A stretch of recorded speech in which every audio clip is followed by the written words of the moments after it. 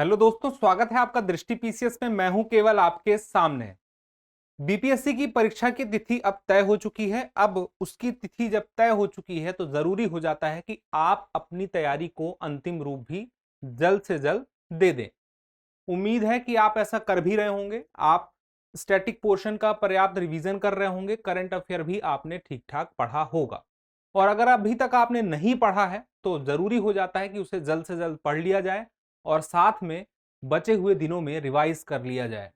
तैयारी करने के क्रम में आपको यह बात याद रखनी होगी कि रिवाइज करना और बार बार रिवाइज करना आपकी तैयारी को अंतिम रूप देने का सबसे सही और सटीक तरीका है। तो इस बात को ध्यान में रखते हुए हम बीपीएससी करंट अफेयर की जो टारगेट बीपीएससी सीरीज है उसे फिर से लेकर आए हैं।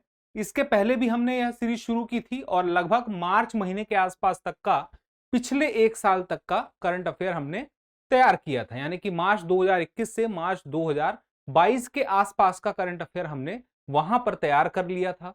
उसके बाद अभी 6 महीने का समय और हो चुका है, यानी कि मार्च से लेकर के अभी अगस्त तक 6 महीने का टाइम और बीत चुका है और इस 6 महीनों को भी कवर करना बहुत ही जरूरी हो जाता है। तो फिलहाल यह जो सीरीज है 3 एपिसोड में आएगी और इन 3 एपिसोड में हम 2-2 महीने का करंट अफेयर कवर करेंगे, यानी कि 6 महीनों को हम 3 एपिसोड में कवर करेंगे। और उसके पहले का 1 साल का करंट अफेयर आपका टारगेट बीपीएससी सीरीज जो पहले आ चुका है वह प्लेलिस्ट मौजूद है अभी भी और डिस्क्रिप्शन में आपको मिल जाएगी, वहां से आप उसे कवर कर सकते हैं।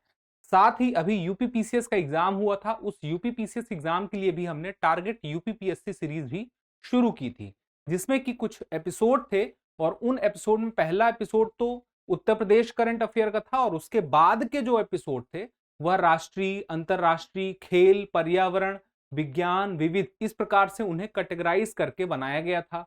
तो वहां पर भी पिछले एक साल का करंट अफेयर मौजूद है जो इस परीक्षा के लिए भी पर्याप्त महत्वपूर्ण हो जाता है। लेकिन वह करंट अफेयर लगभग मार्च महीने तक का ही था। तो मार्च से लेकर के अभी अगस्त तक, 24-25 अगस्त तक का करंट अफेयर हम कवर करने वाले हैं इस सीरीज के साथ में और इसी के साथ ही आपका करंट अफेयर लगभग 1.5 साल का तैयार हो जाएगा। तो आपकी परीक्षा के लिए यह बहुत ही महत्वपूर्ण रहने वाला है, लाभदायक रहने वाला है। इसी बात को ध्यान में रखते हुए चलिए शुरू करते हैं। तो आज का पहला प्रश्न, हाल ही में बिहार के किस जिले में मंकी पार्क की स्थापना की जा रही है? तो मंकी पार्क की स्थापना बिहार में अररिया में की जा रही है, यह बात तो क्लियर है। लेकिन अररिया में सिमराहा गांव है और उस सिमराहा गांव में की जा रही है और उस मंकी पार्क का नाम क्या बताया जा रहा है कि रहेगा? रेणु पार्क उसका नाम रखा जाएगा। अब यह जो रेणु पार्क है पर्यटन की दृष्टि से बहुत ही महत्वपूर्ण हो जाता है, लेकिन इसका नाम रेणु पार्क क्यों रहेगा यह जानना हमारे लिए जरूरी है। तो एक बहुत बड़े साहित्यकार हैं फणीश्वर नाथ रेणु, उन्हीं के नाम पर यह पार्क बन रहा है क्योंकि इनका जो निवास स्थान था सिमराहा गांव ही था। अब इनकी एक महत्वपूर्ण रचना है, आपको याद होगा या आपने सुना होगा या तो शायद आप में से कुछ लोग होंगे जिन्होंने पढ़ा भी होगा। तो अगर नहीं पढ़ा है तो कोई दिक्कत नहीं है, यह जान लीजिए कि इन्होंने लिखा क्या था। मैला आंचल, मैला आंचल इनकी एक बहुत ही प्रसिद्ध रचना है और अगर आपको पता है कि यह उपन्यास है या नाटक है या कहानी है तो आप कमेंट बॉक्स में जरूर बताइएगा। अगला है, हाल ही में राष्ट्रीय परिवार स्वास्थ्य सर्वेक्षण द्वारा जारी आंकड़ों के अनुसार बिहार का लिंगानुपात कितना है? तो जो अभी राष्ट्रीय परिवार स्वास्थ्य सर्वेक्षण आया है उसके मुताबिक यह जो संख्या है 1090 लिंगानुपात है। इसी राष्ट्रीय परिवार स्वास्थ्य सर्वेक्षण को आप कैसे लिख सकते हैं? NFHS, यानी कि नेशनल फैमिली हेल्थ सर्वे। और यह कौन सा अभी जो है यह 5वें नंबर का रिपोर्ट है। इसके पहले 4 बार और सर्वेक्षण की रिपोर्ट आ चुकी है और यह 5वीं है। तो बात उठती है कि पहली रिपोर्ट कब आई थी? तो याद रखना है आपको, वर्ष 1992-93 में पहली रिपोर्ट आई थी। इसके साथ ही आपको यह जानना है कि 1090 जो लिंगानुपात है वह तो कुल लिंगानुपात है किसका? बिहार राज्य का। लेकिन शहरी और ग्रामीण में एक अंतर आपको देखने को मिलेगा। शहरी इलाकों में 982 है उसके अलावा ग्रामीण इलाकों में 1111 है। अब यहां पर एक चीज और जान लीजिए, प्रजनन दर में भी कमी हुई है, यानी कि 3.4 NFHS 4 में 3.4 प्रजनन दर था बिहार में, वह 3.4 से 3 तक पहुंच चुका है। लेकिन यह कम तो हुआ है, लेकिन अगर भारत की कुल जो प्रजनन दर है उससे तुलना करें तो उसके हिसाब से यह अभी भी कहीं ज्यादा है, क्योंकि इसी NFHS 5 के अनुसार जो भारत है वहां पे प्रजनन दर कितनी हो चुकी है, 2 हो चुकी है, 2.2 से घटकर 2 तक पहुंच गई है। उस हिसाब से अभी इससे और कम होना चाहिए, देखते हैं आगे चल के कितना कम होता है। इसके बाद है, बिहार के किस जिले को एक जिला एक उत्पाद के तहत मखाना उत्पादन हेतु प्रधानमंत्री पुरस्कार के लिए चुना गया है? तो चुना गया है किसको? दरभंगा को। किसके तहत? एक जिला एक उत्पाद के तहत। कौन सा पुरस्कार मिल रहा है? प्रधानमंत्री पुरस्कार। और उत्पाद क्या है? उत्पाद है मखाना। बात कहां की हो रही? राज्य की, बिहार की। अब यहां पे दरभंगा में यह जो प्रधानमंत्री पुरस्कार मिला, यह किस लिए मिला? मखाना के लिए, क्योंकि दरभंगा में 4000 टन मखाना का उत्पादन पिछले वर्ष किया गया और इसी वजह से उसे एक जिला एक उत्पाद के तहत मखाना के लिए प्रधानमंत्री पुरस्कार मिला। अब मखाना से जुड़ी हुई एक खबर जो है वो अभी चर्चा में बनी हुई है, और वह खबर यह है कि जो मिथिला मखाना जो है, मिथिला मखाना को जीआई टैग मतलब भौगोलिक संकेतक टैग मिल चुका है। तो भाई ये जीआई टैग मिथिला मखाना को जो मिला है, यह अभी मिला है, और यह कब तक के लिए रहेगा? तो याद रखिएगा, जो भी जीआई टैग मिलता है वह 10 वर्ष के लिए यह टैग मिलता है। 10 वर्ष के बाद फिर से उसे नवीनीकृत कराना पड़ता है। उससे फायदा क्या होगा? यह पहले भी चर्चा हो चुकी है कि एक तो फायदा होगा कि उसका निर्यात बढ़ सकेगा, साथ ही उसकी ब्रांडिंग अच्छी हो सकेगी, साथ में होगा यह कि उससे पता चलेगा कि उसकी क्वालिटी किस प्रकार की है, उसकी क्वालिटी भी बेहतर होगी, क्योंकि यह जो जीआई टैग मिलता है उस क्वालिटी की वजह से ही उस खास क्षेत्र के लिए दिया जाता है। यानी कि अगर कोई खास उत्पाद है जिसका उस जगह से कुछ विशेष महत्व है, कुछ विशेष उसकी विशेषता है, भौगोलिक विशेषता की वजह से उसमें कुछ खास किस्म की कुछ विशेषता आती है, उस वजह से जीआई टैग दिया जाता है। तो आपको इस बात का ध्यान रखना है कि मिथिला मखाना को दिया गया है। तो मिथिला मखाना का मतलब क्या होगा? जो मिथिला क्षेत्र है बिहार का, वहां का जो मखाना है उसे जीआई टैग दिया गया है। अब यह बात आती है कि यह जो जीआई टैग देने की परंपरा है, यह भारत में कब से शुरू हुई? तो आपको याद रखना है एक कानून, geographical indication of goods registration and protection act 1999। इस कानून के माध्यम से जीआई टैग दिया जा रहा है। लेकिन यह जीआई टैग किस वर्ष से देना शुरू किया गया, यानी कि यह कानून कब से प्रभावी हुआ? तो यह वर्ष 2003 से यह कानून प्रभावी हुआ है। ठीक है, कोई डाउट? आगे देखिए, बिहार के किस जिले में दूसरा तारामंडल बन रहा है? तो दूसरा तारामंडल बन रहा है दरभंगा जिले में। इसके पहले जो पहला तारामंडल है वह किस जिले में है? तो आपको याद रखना है, जो पहला है पटना में। पटना में पहला है। तो भाई साहब, पटना में अगर पहला है तो उसका नाम क्या है? उसका नाम अगर आपको पता है तो आप कमेंट बॉक्स में जरूर बताइएगा कि बिहार के पहले तारामंडल का नाम क्या है। आइए देखते हैं अगला। अब आपके मन में सवाल आ रहा होगा, अगले सवाल पे आने के पहले इस सवाल को देख लेते हैं। तारामंडल से क्या मतलब है? क्या सच में जो अंतरिक्ष में तारामंडल है वो यहां देखने को? नहीं, ऐसा कुछ भी नहीं है।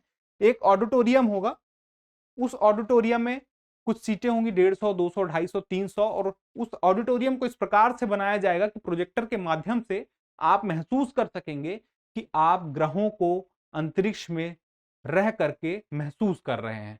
तो अपने आप में एक विज्ञान का एक तरीका है जहां से आप महसूस कर सकेंगे ग्रहों को, अंतरिक्ष को अपने आसपास। ठीक है। हाल ही में बिहार की किस महिला ने दुबई ब्यूटी पीजेंट खिताब जीता है? यह जीतने वाली है सुरम्या प्रियदर्शनी। यह जो सुरम्या प्रियदर्शनी है वह बिहार में गोपालगंज की है, गोपालगंज की है। और गोपालगंज की सुरम्या प्रियदर्शनी की शादी यहीं हुई थी और दुबई में जाकर वह शिफ्ट हुई थी और वहीं पे उन्होंने कौन सा अवार्ड जीता, दुबई ब्यूटी पीजेंट खिताब जीता है। लेकिन टाइटल क्या है उनका, टाइटल है शी इंटरनेशनल क्वीन दुबई, यह उनका टाइटल है। यानी कि शी इंटरनेशनल क्वीन दुबई कौन है, वह है सुरम्या प्रियदर्शनी और गोपालगंज की हैं। कुछ बातें मैं आपको इसलिए भी बता देता हूं कि आपको करंट अफेयर याद रहे, आप वह महत्वपूर्ण बात याद रहे। उस महत्वपूर्ण बात को याद रखने के लिए कुछ सहायक बातों को बताना भी जरूरी हो जाता है।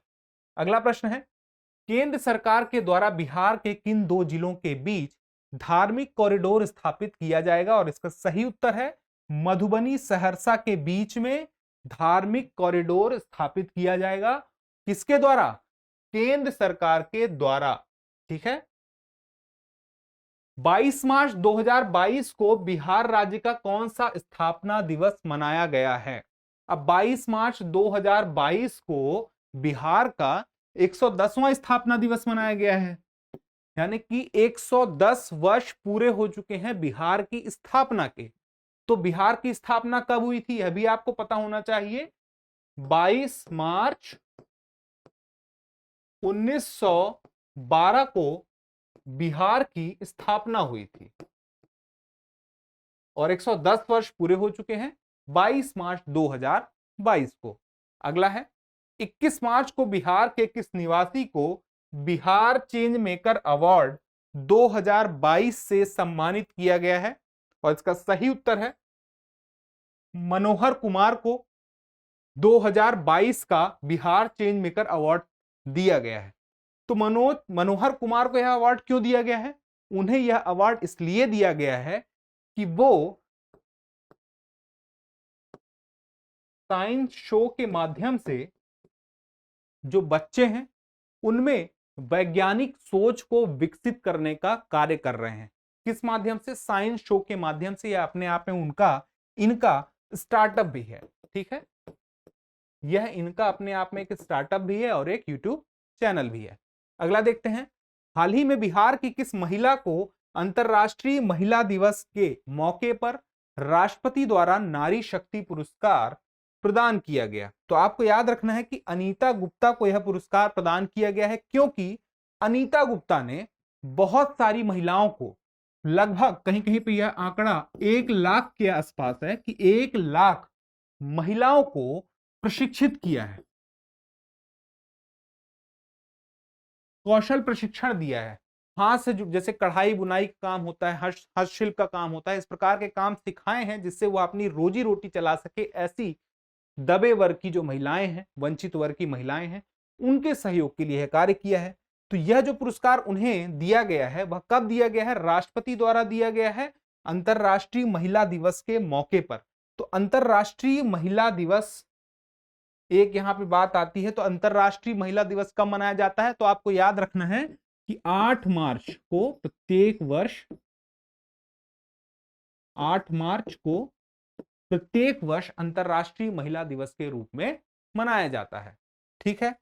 अब यहां पर एक प्रश्न और बन सकता है कि नारी शक्ति की पुरस्कार कब शुरू किया गया था? तो नारी शक्ति पुरस्कार कब शुरू किया गया था? अगर आपको पता है तो आप कमेंट बॉक्स में बता सकते हैं, नहीं तो इसका उत्तर मैं आपको अगले वीडियो में जरूर दूंगा।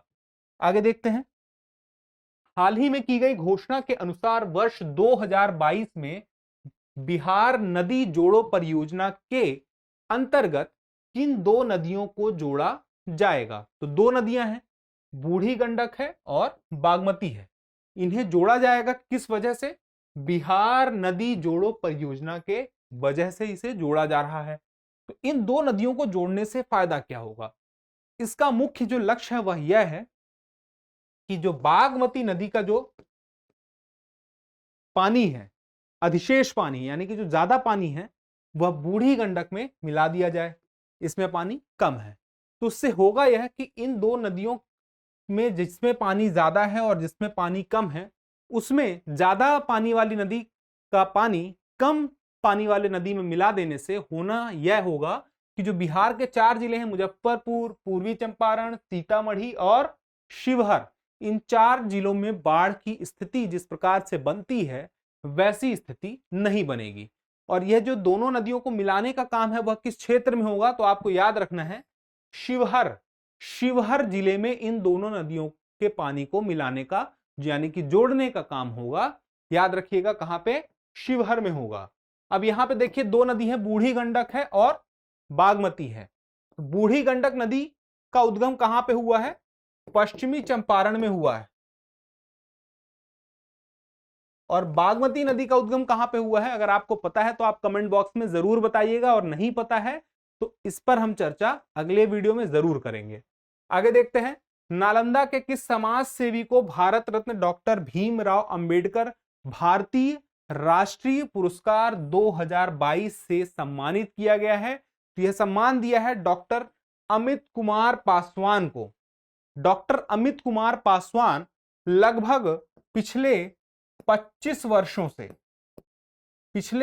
वर्षों से जो वंचित वर्ग हैं उनके लिए कार्य कर रहे हैं। इसी बात को ध्यान में रखते हुए उन्हें यह पुरस्कार का नाम क्या है, भारत रत्न डॉक्टर भीमराव अंबेडकर भारतीय राष्ट्रीय पुरस्कार 2022 दिया गया है। तो आप देखिए कि भीमराव अंबेडकर जो हैं उनके साथ क्या लगा हुआ है, भारत रत्न भी लगा हुआ है। मान लीजिए आपसे पूछ लिया जाए कि भीमराव अंबेडकर जी को भारत रत्न पुरस्कार किस वर्ष दिया गया, तो आपको पता होना चाहिए कि बी आर अंबेडकर इन्हें वर्ष 1990 में भारत रत्न पुरस्कार दिया गया है। ठीक है, अगला है, बिहार राज्य के किस जिले में फल्गु नदी पर रबर डैम के निर्माण की घोषणा की गई है? तो यह की गई है गया जिले में। गया जिले में क्यों की गई है, क्योंकि गया जिले में पानी की जरूरत पड़ती है इस नदी में। और ऐसा क्यों होता है, क्योंकि गया जिला ही ऐसा है जहां पर देश भर से लोग, ना सिर्फ देश भर से, वे भारतीय जो देश के बाहर भी हैं वह अपने पूर्वजों का पिंडदान करने के लिए, पिंडदान किसका किया जाता है, पूर्वजों का, जो अब इस दुनिया में नहीं है, अपने पूर्वजों का पिंडदान करने के लिए वे लोग गया आते हैं। और गया में फल्गु नदी के किनारे ही पिंडदान होता है। और इस नदी में, चूंकि इस नदी में 12 महीने पानी नहीं रहता है और पानी की आवश्यकता रहती है, उसके लिए यहां पर रबर डैम बनाया जाएगा जिससे कि पानी की आपूर्ति सुनिश्चित की जा सके। तो याद रखिएगा कि फल्गु नदी पर रबर डैम जो बन रहा है वह कहां पर बन रहा है, गया जिले में बन रहा है। और उसके बनने का रीजन क्या है अब आपको पता हो चुका है। अगला प्रश्न देखते हैं, बिहार सरकार द्वारा किस वर्ष तक विद्यालयी शिक्षा में 100% सकल नामांकन अनुपात हासिल करने का लक्ष्य रखा गया है? 100% बात की जा रही है, यानी कि 100% सकल नामांकन अनुपात वर्ष 2030 तक हासिल करने का जो लक्ष्य है वह रखा गया है। तो यह सिर्फ बिहार सरकार ने रखा है? जी नहीं, बिहार सरकार ने ही नहीं, जो भारत की राष्ट्रीय शिक्षा नीति है, राष्ट्रीय शिक्षा नीति कौन सी, 2020, उसमें भी यह बात कही गई है कि 2030 तक 100% सकल नामांकन हासिल किया जाएगा। आगे देखते हैं, हाल ही में किस महाद्वीप की पिंटल, या तो इसे कहा जाता है नॉर्दर्न पिंटल प्रजाति के प्रवासी पक्षी को, किस प्रकार का पक्षी हो गया, प्रवासी पक्षी जो कहीं और से आया है, पहली बार बिहार राज्य की राजधानी पटना के जलाशय में, पटना के एक जलाशय है वहां देखा गया। तो यह जो है उत्तरी अमेरिका का पक्षी है, पक्षी का नाम क्या है, नॉर्दर्न पिनटेल। ठीक है, अगला है, वर्ष 2022 में बिहार राज्य के किस जिले में राज्य का पहला टेक्सटाइल मैत्री पार्क निर्माण घोषणा की गई है? यानी कि पहला राज्य का टेक्सटाइल मैत्री पार्क किस जिले में बन रहा है, तो वह बनेगा पश्चिमी चंपारण में। कार्य जारी है। और आपको याद रखना है कि टेक्सटाइल मैत्री पार्क में एक जो वर्ड है टेक्सटाइल, इसका संबंध किससे है, वस्त्र से है। तो यह जो टेक्सटाइल मैत्री पार्क है, वस्त्र निर्माण का कार्य बेहतर हो सके उसके लिए बनाया जा रहा है। इसे हम इस नाम से भी पढ़ सकते हैं, पीएम मित्रा टेक्सटाइल पार्क। ठीक है, इस नाम से भी इसे जाना जाता है, तो कंफ्यूज नहीं होना है आपसे। अगला प्रश्न है, हाल ही में 14वां भारत जापान वार्षिक शिखर सम्मेलन कहां आयोजित किया गया? तो 14वां भारत जापान वार्षिक शिखर सम्मेलन जो आयोजित किया गया है वह जो है नई दिल्ली में आयोजित किया गया है। और 13वां कहां किया गया था? तो 13वां किया गया था, जो 13वां था 13वां जापान में किया गया था। आपको याद होगा अभी इसी साल जुलाई 2022 में जो जापान के पूर्व प्रधानमंत्री हैं उनका नाम क्या था? Shinzo Abe. शिंजो आबे, एक पूर्व जापान के सैनिक ने इनकी गोली मार करके हत्या कर दी। तो प्रश्न पूछा जा सकता है कि शिंजो आबे किस देश के प्रधानमंत्री थे? आपसे यह प्रश्न पूछा जा सकता है। साथ ही यह प्रश्न भी पूछा जा सकता है कि शिंजो आबे तो थे, लेकिन अभी वर्तमान में जापान के प्रधानमंत्री कौन है? तो यह भी आपको पता होना चाहिए। और यह जो वार्षिक शिखर सम्मेलन हुआ था, किस लिए हुआ था? यह हुआ था हिंद प्रशांत क्षेत्र में, जो विश्व का मैप देखेंगे, हिंद प्रशांत जो क्षेत्र है वहां पर शांति को बेहतर बनाए रखने के लिए, यानी कि शांति की स्थिति को और बेहतर तरीके से बनाए रखने के लिए यह 14वां भारत जापान शिखर सम्मेलन हुआ था। आगे देखते हैं, हाल ही में पूसा कृषि विज्ञान मेला 2022 कहां आयोजित किया गया? तो यह आयोजित किया गया था दिल्ली में। नाम क्या है? पूसा कृषि विज्ञान मेला 2022। इसका थीम विषय क्या था? इस मेले का थीम विषय था तकनीकी ज्ञान के साथ आत्मनिर्भर किसान। ठीक है, 2-3 बातें तो क्लियर हो गई। और देखिए मेला क्या है? पूसा कृषि विज्ञान मेला आयोजित कहां हो रहा है? दिल्ली में। अब यह जो मेला है किसी संस्थान पे हो रहा है, उस संस्थान का नाम ही क्या है? पूसा संस्थान में हो रहा है। इसका नाम क्या है? पूसा संस्थान। लेकिन इसी पूसा संस्थान को एक अन्य नाम से भी जाना जाता है जिसे कहते हैं भारतीय कृषि अनुसंधान संस्थान। ठीक है, भारतीय कृषि अनुसंधान संस्थान, इसी को पूसा संस्थान कहा जाता है। कहां पर है ये? दिल्ली में है। और यहीं पर कृषि विज्ञान मेला 2022 का आयोजन हुआ था। किस ऑपरेशन के तहत भारत सरकार ने यूक्रेन में फंसे भारतीय छात्रों व नागरिकों को सुरक्षित निकाला? तो अभी आपको पता है पिछले कुछ महीनों से रूस और यूक्रेन के बीच में युद्ध चल रहा है। इस युद्ध की स्थिति में हाल ऐसे हो गए हैं कि वहां पर जो भारतीय थे उनके जान का संकट बना हुआ था। ऐसी स्थिति में भारत सरकार ने उन्हें सुरक्षित वापस लाने के लिए ऑपरेशन चलाया और उस ऑपरेशन का नाम है ऑपरेशन गंगा। तो आपको याद रखना है कि ऑपरेशन गंगा का संबंध जो है वह यूक्रेन में फंसे हुए, यूक्रेन में, याद रखिएगा, यूक्रेन में फंसे हुए जो भारतीय हैं उन्हें वापस लाने के लिए शुरू किया गया था। अब चूंकि एक ऑपरेशन की बात हुई है, कुछ और ऑपरेशन के बारे में बात कर लेते हैं जो भारत सरकार द्वारा शुरू किए गए हैं, जिनसे प्रश्न आपकी परीक्षा में पूछा जा सकता है। जैसे कि वंदे भारत 2020 में एक ऑपरेशन शुरू किया गया था। और यह क्यों शुरू किया गया था? याद करिए 2020 में कोरोना चल रहा था और कोरोना की वजह से लॉकडाउन की स्थिति हो गई थी। और उस दौरान दुनिया भर में फंसे हुए वे भारतीय जो अलग अलग देशों में थे उस वक्त, उन्हें सुरक्षित वापस लाने के लिए वंदे भारत ऑपरेशन शुरू किया गया। उसके बाद 2020 में ही कोरोना के दौरान ही समुद्र के रास्ते भारतीयों को वापस लाने के लिए ऑपरेशन समुद्र सेतु शुरू किया गया। यह 2020 का ही था। उसके अलावा एक 2015 का ऑपरेशन है, ऑपरेशन राहत। यह यमन संकट से संबंधित है। यमन देश में जो भारतीय यमन संकट के दौरान वर्ष 2015 में फंसे हुए थे उन्हें सुरक्षित वापस लाने के लिए ऑपरेशन राहत चलाया गया। ठीक है, एक और ऑपरेशन याद रखिएगा 2015 का, ऑपरेशन मैत्री। ऑपरेशन मैत्री का संबंध किससे है? जो 2015 में नेपाल में भूकंप आया था, इस भूकंप में राहत के लिए ऑपरेशन मैत्री शुरू किया था भारत सरकार ने। इसे भी याद रखना है। अगला है वह भारतीय क्रिकेट खिलाड़ी जो हाल ही में 100 टेस्ट मैच खेलने वाला देश का 12वां खिलाड़ी बना है। तो 12वां खिलाड़ी कौन बना है? विराट कोहली, जिसने 100 टेस्ट मैच खेल लिए हैं।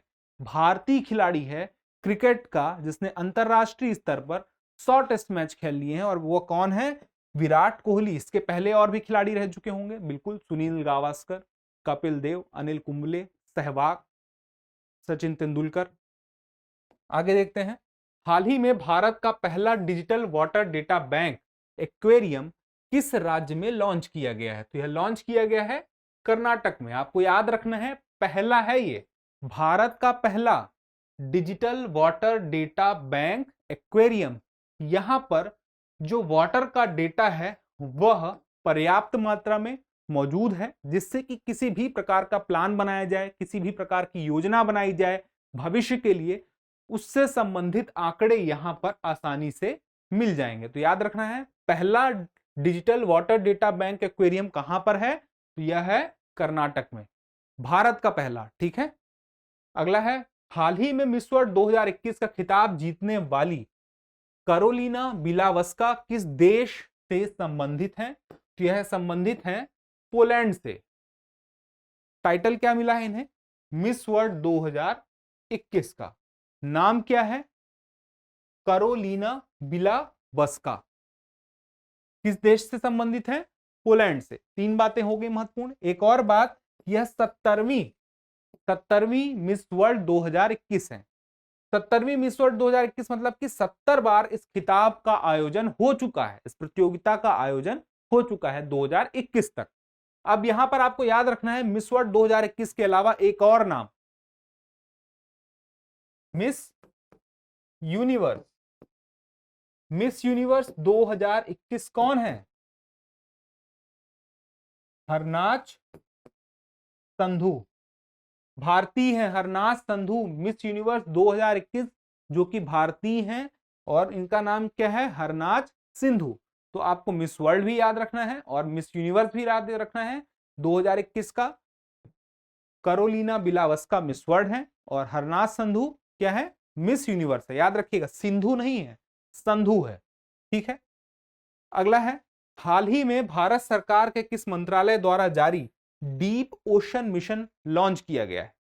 यह लॉन्च किया गया भारत सरकार के पृथ्वी विज्ञान मंत्रालय के द्वारा। यह तो प्रश्न हो गया जिसका सीधे सीधे उत्तर है कि यह मंत्रालय पृथ्वी विज्ञान मंत्रालय है, इसने डीप ओशन मिशन को लॉन्च किया है कुछ समय पहले। अब यह ओशन मिशन क्या करेगा? इस ओशन मिशन में होगा क्या? इस ओशन मिशन में पनडुब्बी की सहायता से 3 लोग पानी में नीचे जाएंगे। कितने नीचे गहराई पर जा सकते हैं? 6000 मीटर की गहराई तक जाएंगे, और 6000 की मीटर की गहराई तक जाने के बाद वो करेंगे क्या? पॉलीमेटेलिक नोड्यूल, इसका खनन करेंगे। अब ये पॉलीमेटेलिक नोड्यूल क्या है? लोहा, मैग्नीज, निकल, कोबाल्ट, इस प्रकार की जितनी भी चट्टानें हैं उसका खनन करेंगे समुद्र में 6000 मीटर की गहराई पर। एक ऐसी पनडुब्बी बनेगी जिसमें 3 लोग जा सकेंगे। अब बात आती है कि यह पनडुब्बी कौन बना रहा है? इसके लिए राष्ट्रीय महासागर प्रौद्योगिकी संस्थान और इसरो, ये दोनों संस्थान मिलकर इस पनडुब्बी को तैयार कर रहे हैं। ठीक है, अगला है, हाल ही में किस राज्य सरकार ने पहली बार अपनी वार्षिक वित्तीय योजना के हिस्से के रूप में बाल बजट पेश किया है? बाल बजट पेश किया से सीधा मतलब यह है, यह इस प्रकार का बजट होगा जिसमें कि यह तय रूप से दिखाया जाएगा कि विभिन्न जो विभाग हैं, मंत्रालय हैं, उसमें बच्चों के लिए किस प्रकार से खर्चों का आवंटन किया गया है, वह साफ साफ इस बजट में दिखाई देगा। और यह राज्य कौन सा है? मध्य प्रदेश। ठीक है, अगला है, हाल ही में किस मंत्रालय द्वारा जेंडर संवाद के 3रे संस्करण का आयोजन किया जा रहा है? इसका सही उत्तर है ग्रामीण विकास मंत्रालय। ठीक है, अब यह जेंडर संवाद का जो 3रा संस्करण है यह किस लिए है? जेंडर संवाद का आप मतलब समझिए तो सीधे सीधे यह है कि महिलाओं एवं बच्चों के बेहतरी के लिए, उनके पोषण के लिए, उनके स्वास्थ्य के लिए, उनके अधिकारों के लिए, इन सब बातों पर चर्चा करने के लिए यह कार्यक्रम शुरू किया गया ग्रामीण विकास मंत्रालय के द्वारा। और किस मिशन के तहत यह संवाद हुआ, तो यह हुआ दीनदयाल अंत्योदय योजना राष्ट्रीय ग्रामीण आजीविका मिशन के तहत यह शुरू किया गया। इसके बाद आते हैं, हाल ही में भारत ने यूक्रेन स्थित अपने दूतावास को किस देश में अस्थायी रूप से स्थानांतरित करने का फैसला किया। यानी कि जो अभी रूस और यूक्रेन के बीच में युद्ध की स्थिति हुई, उस स्थिति से वहां पर हालात ठीक नहीं थे, तो भारत ने अपना क्या किया, जो दूतावास था उसे दूसरे देश में अस्थायी रूप से, स्थायी रूप से नहीं, मतलब कि कुछ समय के लिए स्थानांतरित करने का निर्णय लिया। तो वह देश कौन सा था? पोलैंड में स्थापित करने का निर्णय लिया गया भारत सरकार के द्वारा। अभी कुछ महीने पहले फिर से वापस से यूक्रेन की राजधानी जो कीव है, वहां पर फिर से दूतावास को खोलने का निर्णय लिया जा चुका है। तो आपको याद रखना, यहां पर एक और बात याद आ रही है, जो यूक्रेन है, यूक्रेन की राजधानी क्या है? कीव है। ठीक है, आगे देखते हैं। हाल ही में कैटलिन नोवाक को किस देश की पहली महिला राष्ट्रपति के रूप में चुना गया है? याद रखिएगा नाम, कैटलिन नोवाक। क्या उपलब्धि थी कि यह देश की पहली महिला राष्ट्रपति के रूप में चुनी गई, और यह देश कौन सा है? तो यह देश है हंगरी। और ना सिर्फ पहली महिला राष्ट्रपति के रूप में चुना गया इन्हें, यह सबसे कम उम्र की राष्ट्रपति, सबसे कम उम्र की भी राष्ट्रपति चुनी गई हैं, जो कि हंगरी से संबंधित हैं। ठीक है, अगला प्रश्न है, हाल ही में किस राज्य सरकार ने सुषमा स्वराज पुरस्कार की घोषणा की है? अब सुषमा स्वराज पुरस्कार की घोषणा हरियाणा के मुख्यमंत्री मनोहर लाल खट्टर ने की है। यानी कि इसका संबंध हरियाणा सरकार से है। हरियाणा सरकार इसके लिए उन लोगों को यह पुरस्कार देगी, उन महिलाओं को देगी जो कि राष्ट्रीय एवं अंतरराष्ट्रीय स्तर पर उन्होंने कुछ बेहतरीन कार्य किया है या तो बेहतरी का कार्य किया है। उस स्थिति में एक प्रशस्ति पत्र मिलेगा प्लस 5 लाख रुपए दिए जाएंगे। ठीक है, एक प्रशस्ति पत्र और 5 लाख रुपए दिए जाएंगे सुषमा स्वराज पुरस्कार के तहत हरियाणा सरकार के द्वारा, जब कोई महिला राष्ट्रीय एवं अंतरराष्ट्रीय स्तर पर कोई ख्याति प्राप्त करेगी। अब इसमें एक बात याद रखनी है कि सुषमा स्वराज का जब नाम आ ही गया है, उनके नाम से एक पुरस्कार बन गया है, तो हम सुषमा स्वराज को जान ले। इनका देहावसान हो चुका है कुछ समय पहले, लेकिन इनमें कुछ ऐसी क्वालिटी थी जिसे हमें जानना जरूरी हो जाता है। जैसे कि यह भारत की दूसरी महिला विदेश मंत्री थी। इनके पहले एक और महिला थी जो विदेश मंत्री रह चुकी हैं, उनका नाम क्या है? इंदिरा गांधी, जो भारत की प्रधानमंत्री भी थी। उसके बाद इंदिरा गांधी के बाद दूसरी महिला विदेश मंत्री बनी। उसके साथ में दिल्ली की फर्स्ट सीएम बनी, जो कि एक महिला थी। ठीक है, ये दो बातें हैं जो आपको याद रखनी है। पहली याद रखनी है कि दूसरी मंत्री बनी विदेश मंत्री, महिला विदेश मंत्री। इसके पहले इंदिरा गांधी बन चुकी थी। इसके अलावा दिल्ली की पहली महिला मुख्यमंत्री भी सुषमा स्वराज हैं। अगला प्रश्न है, हाल ही में किस भारतीय क्रिकेट खिलाड़ी ने टेस्ट क्रिकेट में केवल 28 गेंदों पर अर्धशतक लगाकर कपिल देव का रिकॉर्ड तोड़ दिया? तो इसका सही उत्तर है ऋषभ पंत ने मात्र 28 गेंदों में श्रीलंका के खिलाफ 28 गेंदों में टेस्ट क्रिकेट में 50 रन बनाए। ठीक है, इसके पहले यह जो रिकॉर्ड कपिल देव के नाम था, कपिल देव ने 30 गेंद में 50 रन बनाए थे। और कपिल देव ने किस देश के खिलाफ बनाए थे 40 साल पहले लगभग आज से? पाकिस्तान के खिलाफ 30 गेंद में टेस्ट क्रिकेट में 50 रन बनाए थे। और अभी जो सबसे बेहतरीन रिकॉर्ड है वह ऋषभ पंत का है, 28 गेंद में 50 रन। टेस्ट मैच की बात हो रही है। अगला है, हाल ही में जारी विश्व प्रसन्नता रिपोर्ट 2021 में भारत का स्थान है 136वां। 21 में। लेकिन पिछले वर्ष 2020 की रिपोर्ट में कितना था भारत का स्थान? 2020 में भारत का स्थान था 139वां, यानी कि भारत के स्थान में सुधार हुआ है, 139 से 136 बेहतर की स्थिति में पहुंचा है। यह जो 2021 का रिपोर्ट है, इसमें कितने देश शामिल थे? 146 देश शामिल थे और भारत का स्थान 136 है, यानी कि उतनी अच्छी स्थिति अभी है नहीं, हमें और बेहतर स्थिति हासिल करनी होगी। और पहले स्थान पर कौन है? पहले स्थान पर पिछले 5 वर्षों से बना हुआ है फिनलैंड। फिनलैंड किस स्थान पर है? फर्स्ट। उसके बाद आखिरी यानी कि 146वां स्थान किसका है? तो 146वां स्थान है अफगानिस्तान का, जहां पर अभी तालिबान का शासन आ चुका है। वहां पर हालात प्रसन्नता के मामले में वहां के लोग उतने खुश नहीं हैं। वहां पर 146वां स्थान है किसका? अफगानिस्तान का। और फिनलैंड का पहला है और भारत का 136वां है। और यह रिपोर्ट कौन जारी करता है? संयुक्त राष्ट्र सतत विकास समाधान नेटवर्क। यह जो है विश्व प्रसन्नता रिपोर्ट 2021 जारी किया है। इसके बाद हाल ही में भारत में विश्व बैंक के किस प्रमुख को वैश्विक ऋणदाता संस्था की एक प्रमुख एजेंसी का उपाध्यक्ष नियुक्त किया गया है? किसे नियुक्त किया गया है? जुनैद कमाल अहमद को नियुक्त किया गया है। भारत में विश्व बैंक के प्रमुख हैं ये, भारत में विश्व बैंक के प्रमुख थे और इन्हें वैश्विक ऋणदाता संस्था की एक प्रमुख एजेंसी का उपाध्यक्ष नियुक्त किया गया था। तो इसका मतलब ये नहीं कि जुनैद कमाल अहमद भारतीय थे, ये बांग्लादेशी थे।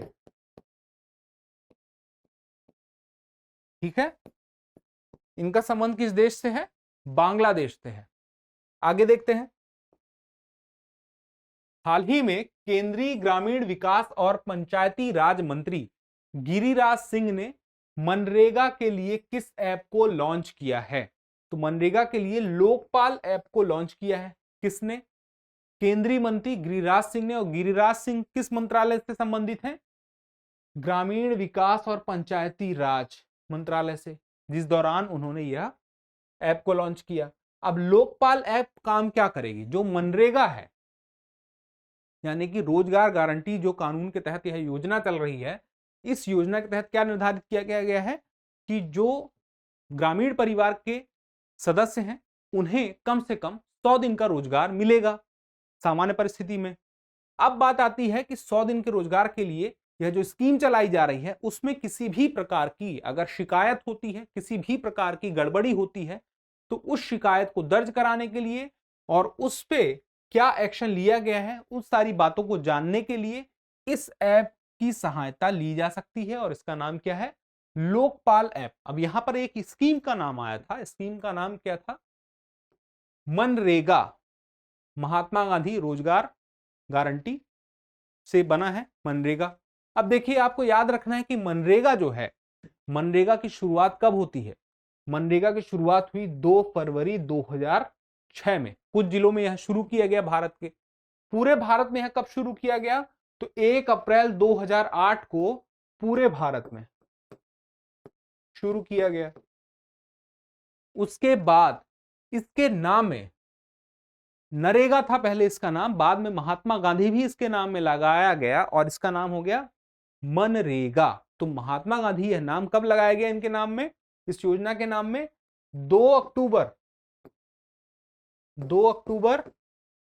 2009 को क्या हुआ? नाम में परिवर्तन हुआ। बताइए भाई, मनरेगा का फुल फॉर्म क्या है? अगर आपको पता है तो कमेंट बॉक्स में बताइए। आगे देखते हैं। हाल ही में किस महिला क्रिकेट गेंदबाज ने एक दिवसीय मैच में सर्वाधिक 250 विकेट लेने वाली दुनिया की पहली गेंदबाज बनने का कीर्तिमान हासिल किया है? यानी कि आज तक ऐसी कोई महिला नहीं थी जिसने अंतरराष्ट्रीय क्रिकेट में वनडे मैच में 250 विकेट लिए हों। तो यह जो महिला है यह भारतीय है और इनका नाम क्या है? झूलन गोस्वामी। यानी कि पहली ऐसी महिला जिसने 250 विकेट लिए वनडे क्रिकेट में, वह एक भारतीय है और उसका नाम क्या है? झूलन गोस्वामी। झूलन गोस्वामी किस राज्य से संबंधित हैं? अगर आपसे पूछ लिया जाएगा तो झूलन गोस्वामी जो है पश्चिम बंगाल से, इनका निवास स्थान, इनका जन्म स्थान कहां पर है? पश्चिम बंगाल में। इस बात को आपको याद रखना है। अगला है, हाल ही में गूगल ने अपनी गूगल प्ले पास सर्विस किस देश में लॉन्च की है? तो गूगल प्ले पास सर्विस भारत में लॉन्च की है, इसके पहले अमेरिका में लॉन्च की जा चुकी थी। और इस सर्विस के माध्यम से गूगल आखिर क्या सुविधा देता है? गूगल सुविधा यह देता है कि जो एंड्रॉयड यूजर हैं, एंड्रॉयड यूजर जब कोई ऐप इस्तेमाल करेंगे, कोई भी ऐप के इस्तेमाल के दौरान किसी भी प्रकार का ऐड नहीं आएगा, जो ऐड होता है वह नहीं आएगा, एडवर्टाइजमेंट किसी भी प्रकार का नहीं आएगा, जिससे कि उस ऐप को यूज करना और आसान हो जाएगा। यह जो है एंड्रॉयड के लिए सुविधा शुरू की गई है गूगल ने, गूगल प्ले पास सर्विस। ठीक है, याद रखिएगा। अगला है, हाल ही में 31वें दक्षिण पूर्वी एशियाई खेलों की मेजबानी किस देश ने की है? तो वह देश है वियतनाम। वियतनाम ने मेजबानी की है किसकी? 31वें दक्षिण पूर्वी एशियाई खेलों की मेजबानी की है। देश क्या है? वियतनाम। अगला है, हाल ही में किस राज्य सरकार ने मन्नार की खाड़ी, पाक खाड़ी में डुगोंग के लिए भारत के पहले संरक्षण रिजर्व की स्थापना करने का निर्णय लिया है? उसका सही उत्तर है तमिलनाडु ने यह निर्णय लिया है। किसके संरक्षण की बात हो रही है? यहां पे डुगोंग के संरक्षण की बात हो रही है। और यह संरक्षण कहां पे किया जाएगा? एक तो मन्नार की खाड़ी और पाक खाड़ी के पास में किया जाएगा। और यह क्यों किया जाएगा? क्योंकि जो IUCN की लिस्ट है, रेड लिस्ट है, उसमें यह डुगोंग जो है जीव है, समुद्री जीव, संवेदनशील की श्रेणी में आता है, यानी कि वल्नरेबल की श्रेणी में आता है। IUCN की लिस्ट में आता है। IUCN का मतलब international union for conservation of nature, इसकी लिस्ट में आता है, संवेदनशील की श्रेणी में। इसलिए तमिलनाडु की सरकार ने इसके संरक्षण रिजर्व की स्थापना करने का निर्णय लिया है। अब यह डुगोंग क्या होता है? डुगोंग को सी काऊ भी कहते हैं। सी काऊ समुद्री घास खाता है, शाकाहारी यह जीव है और इसे सी काऊ के नाम से भी जाना जाता है। आगे है, हाल ही में एयरपोर्ट काउंसिल इंटरनेशनल, इस संस्थान का नाम याद रखिएगा। हाल ही में एयरपोर्ट काउंसिल इंटरनेशनल द्वारा वर्ष 2021 के एयरपोर्ट सर्विस क्वालिटी सर्वेक्षण में भारत के कितने हवाई अड्डों को आकार, पहली बात, और क्षेत्र के अनुसार सर्वश्रेष्ठ हवाई अड्डे में जगह मिली है? तो ऐसे कितने हवाई अड्डे हैं? टोटल 6 हवाई अड्डे हैं भारत में जिन्हें आकार और क्षेत्र के आधार पर इतनी जगह मिली है। कौन कौन से हैं वो? छत्रपति शिवाजी महाराज अंतरराष्ट्रीय हवाई अड्डा, जो कि कहां पर है? मुंबई में है। इंदिरा गांधी अंतरराष्ट्रीय हवाई अड्डा, जो कहां पर है? नई दिल्ली में है। राजीव गांधी अंतरराष्ट्रीय हवाई अड्डा, हैदराबाद। कोचीन अंतरराष्ट्रीय हवाई अड्डा, कोचीन में। सरदार वल्लभ भाई पटेल अंतरराष्ट्रीय हवाई अड्डा, अहमदाबाद में। और छठवां चंडीगढ़ एयरपोर्ट, जो कि चंडीगढ़ में है। ये 6 एयरपोर्ट में से सबसे ज्यादा यात्री जो यात्रा कर रहे हैं, एक तो मुंबई एयरपोर्ट से और दूसरा दिल्ली एयरपोर्ट से। अब आपको इस प्रकार से नाम नहीं याद रखना है कि मुंबई एयरपोर्ट और दिल्ली एयरपोर्ट, आपको पता होना चाहिए कि मुंबई में एयरपोर्ट का नाम क्या है? छत्रपति शिवाजी महाराज अंतरराष्ट्रीय हवाई अड्डा, और दिल्ली वाला इंदिरा गांधी अंतरराष्ट्रीय हवाई अड्डा। ठीक है, आगे बढ़ते हैं। अब इसमें एक चीज और थी, एक संस्थान का नाम आपको याद दिलाया था, airport council international. Airport council international का मुख्यालय किस देश में है? तो याद रखिएगा कनाडा में है। आगे देखते हैं। हाल ही में क्रिकेट के दिग्गज स्पिनर शेन वॉर्न का 52 वर्ष की उम्र में निधन हो गया। वह किस देश के खिलाड़ी थे? आपको बिल्कुल पता होगा, वह ऑस्ट्रेलिया के खिलाड़ी थे, मुख्य रूप से बॉलिंग करते थे, और यह जो है मुथैया मुरलीधरन के बाद सबसे ज्यादा विकेट लेने वाले खिलाड़ी माने जाते हैं ही, माने क्या जाते हैं इसमें। अब उसमें मुख्य बात यह आती है कि अभी हाल ही में जब इनका निधन हो गया है तो इनकी कुछ और भी प्रमुख बातें हैं जो आपको पता होनी चाहिए। जैसे कि IPL जब शुरू हुआ तो 2008 में राजस्थान रॉयल्स की टीम के लिए इन्होंने कप्तानी की थी, और इसी दौरान राजस्थान रॉयल्स ने IPL जीता था। ठीक है, इस बात को याद रखिएगा, शेन वॉर्न की कप्तानी में ही IPL जीता गया था। 2008 का IPL राजस्थान रॉयल्स ने जीता था। इसके बाद हाल ही में अंतरराष्ट्रीय महिला दिवस 2022 के उपलक्ष्य में भारत का पहला 100% महिला स्वामित्व वाला औद्योगिक पार्क किस शहर में खोला गया है? महिलाओं की हिस्सेदारी को बढ़ाने के लिए यह महिला स्वामित्व वाला औद्योगिक पार्क खोला गया हैदराबाद में। और हैदराबाद में कब खोला गया? अंतरराष्ट्रीय महिला दिवस 2022 यानी कि 8 मार्च 2022 को खोला गया। अब बात आती है कि इस महिला स्वामित्व वाले औद्योगिक पार्क में इसकी स्थापना किसके द्वारा की गई, यानी कि इस पार्क की स्थापना किसके द्वारा की गई, यह मुख्य बात है, इसे पता होना चाहिए। तो FLO है, फिक्की लेडीज ऑर्गेनाइजेशन, जिसे शॉर्ट में क्या कहा जाता है? FLO। ना सिर्फ FLO, साथ में जो तेलंगाना की सरकार है, तेलंगाना की जो राज्य सरकार है, इन दोनों ने मिलके यह महिला स्वामित्व वाला औद्योगिक पार्क स्थापित किया है हैदराबाद में। कब किया है? अंतरराष्ट्रीय महिला दिवस के मौके पर किया है, तो इसे भी याद रखिएगा। इसके बाद देखते हैं मार्च 2022 को जारी वैश्विक एयर क्वालिटी रिपोर्ट 2021 के अनुसार दुनिया के सबसे प्रदूषित राजधानी में प्रथम स्थान पर है। यानी कि वैश्विक एयर क्वालिटी रिपोर्ट 2021 के अनुसार दुनिया की सबसे प्रदूषित राजधानी कौन सी है? दिल्ली है, पहले नंबर में सबसे ज्यादा प्रदूषित है। देश की बात करें तो दुनिया का सबसे प्रदूषित देश इसी रिपोर्ट के अनुसार कौन सा है? तो आपको याद रखना है, वह देश है बांग्लादेश। बांग्लादेश सबसे प्रदूषित देश, बांग्लादेश। और बात आए भारत की, तो भारत का स्थान इसमें 5वां है, 5th है। ठीक है, इसे याद रखना है। इंडेक्स का नाम क्या है? वैश्विक एयर क्वालिटी रिपोर्ट 2021। अब यह रिपोर्ट जारी कौन करने वाली संस्था है? IQAIR, यानी कि IQ एयर के द्वारा यह इंडेक्स जारी की जाती है। उसके बाद देखते हैं वह अंतरराष्ट्रीय संस्था जिसने हाल ही में रूस के राष्ट्रपति व्लादिमीर पुतिन को अध्यक्ष पद से निलंबित कर दिया है। तो अंतरराष्ट्रीय संस्था कौन है? अंतरराष्ट्रीय संस्था है अंतरराष्ट्रीय जूडो महासंघ। और इस अंतरराष्ट्रीय जूडो महासंघ से पुतिन की अध्यक्षता हटा दी गई है। साथ में अब आपको जानना यह जरूरी हो जाता है कि अंतरराष्ट्रीय जूडो महासंघ की स्थापना कब हुई और इसका मुख्यालय कहां पर है। तो इसकी स्थापना वर्ष 1951 में हुई और इसका मुख्यालय की बात करें कहां पर है, तो बुडापेस्ट पे है। और बुडापेस्ट कहां पे है, यह बात अगर आपको याद रखनी है तो यह जो है हंगरी में है। ठीक है, आगे देखते हैं। 5 अप्रैल 2022 को स्टैंड अप इंडिया योजना की कौन सी वर्षगांठ मनाई गई? 5 अप्रैल 2022 को वर्षगांठ मनाई गई है। इसका मतलब कि इस योजना की शुरुआत कब हुई थी? 5 अप्रैल को तो हुई थी। वर्षगांठ कौन सी मनाई गई है? 6वीं। यानी कि इस योजना की शुरुआत कब हुई होगी?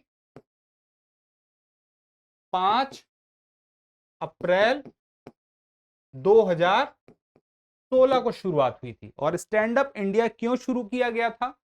जो SC वर्ग है, ST वर्ग है, या तो महिलाएं हैं,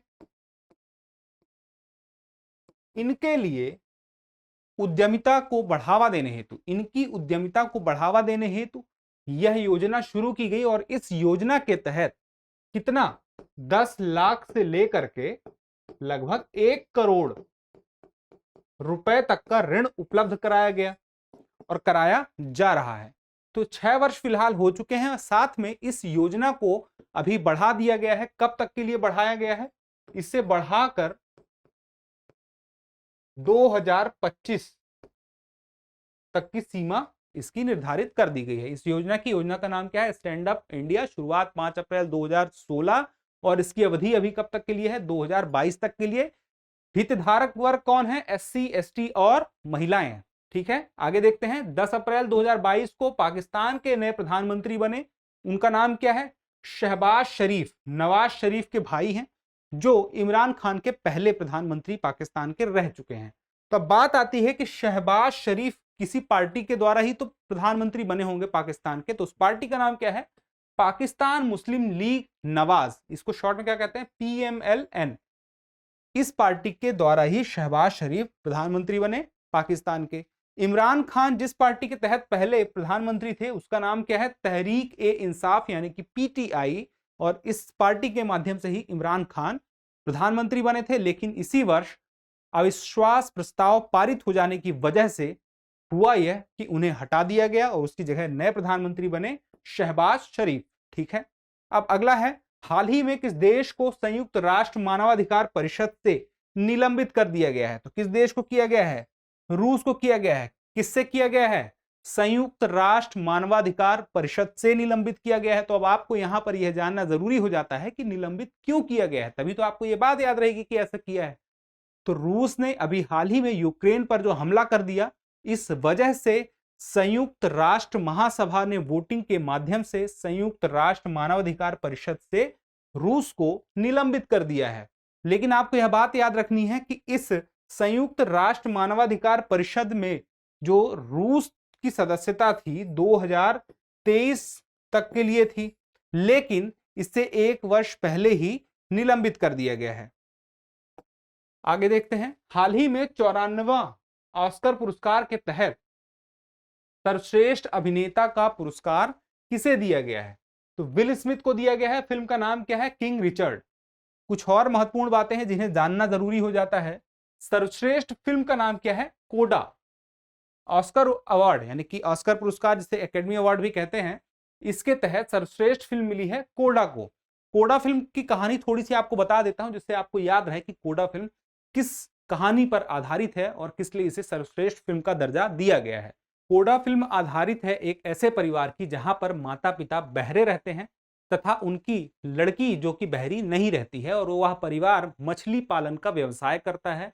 इसी कहानी में इस परिवार के संघर्ष की बात कही गई है, बताई गई है। साथ में यह दिखाया गया है किस प्रकार से एक लड़की परिवार के फिश पालन का जो काम है जिसे हमेशा से चलाया जा रहा था, जिसके लिए वह प्रमुख सदस्य थी क्योंकि वह बहरी नहीं थी, उसके कुछ अपने भी सपने हैं जिसे वह पूरा करनी चाहती है। इसी पर यह कहानी आधारित है। आपको याद रहना चाहिए फिल्म का नाम क्या है? कोडा है। और निर्देशक इसके कौन है? सियान हेडर। अगला है, सर्वश्रेष्ठ अभिनेत्री Jessica Chastain, film the eyes of Tammy Faye. एक फिल्म है ड्यून। ड्यून को सबसे ज्यादा पुरस्कार मिले हैं, कितने? 6 पुरस्कार मिले हैं। ठीक है, अब एक बात और कि सर्वश्रेष्ठ डायरेक्टर का जो अवार्ड मिला है वह किसे मिला है?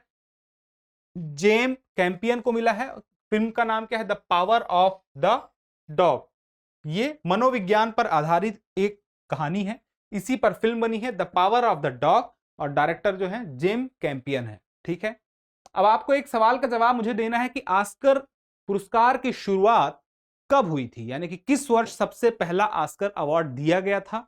यह आप मुझे जवाब देंगे कमेंट बॉक्स में। अगर आपको जवाब नहीं आता है तो परेशान मत होइएगा, अगले वीडियो में अगले एपिसोड में इस पर हम चर्चा जरूर करेंगे।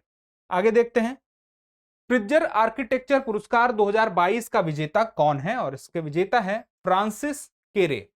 ठीक है, प्रिट्जर आर्किटेक्चर पुरस्कार को कहा जाता है वास्तुकला का